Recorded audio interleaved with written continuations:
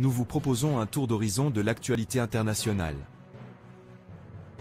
Le 14 janvier 2025, le ministre russe des Affaires étrangères, lors d'une conférence de presse, a offert un bilan détaillé de la politique extérieure de la Russie pour l'année 2024. Cette conférence a couvert un large spectre de sujets internationaux, allant de la défense de la multipolarité à la critique des politiques occidentales, en passant par des analyses spécifiques sur les relations avec les États-Unis, l'Ukraine et le Moyen-Orient. Voici un développement approfondi de ces déclarations. L'ordre mondial est en pleine transformation, évoluant d'un système unipolaire dominé par l'Occident à un monde multipolaire. Selon le ministre, cette transition est marquée par une lutte entre ceux qui respectent la Charte des Nations Unies et ceux qui agissent en dehors de ce cadre. Il a souligné que des pays comme l'Inde, le Brésil et plusieurs nations africaines méritent une représentation permanente au Conseil de sécurité de l'ONU pour refléter la réalité géopolitique actuelle. Le droit des peuples à l'autodétermination, bien que reconnu par l'ONU, reste inachevé avec 17 territoires non autonomes toujours sous tutelle. Le ministre a critiqué l'Occident pour son incapacité à accepter une concurrence loyale, soulignant que les anciennes méthodes de pillage économique des pays africains ne sont plus viables.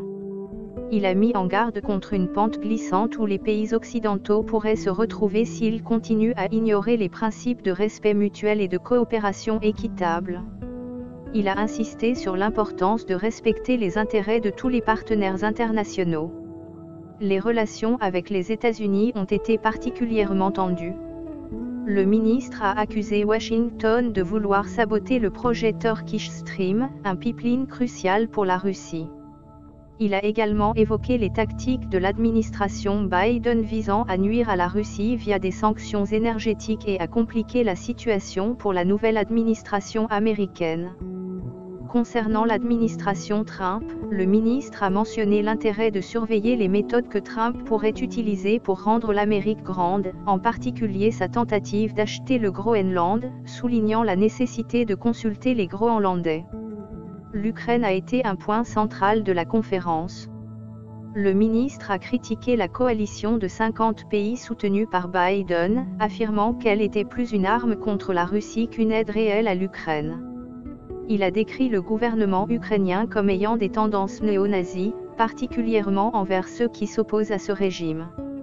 Le ministre a aussi souligné que les territoires de Crimée, Donbass et la Nouvelle-Russie ne voient pas leurs intérêts représentés par Kiev. Il a évoqué les coûts astronomiques des incendies en Californie pour illustrer les priorités mal placées des États-Unis.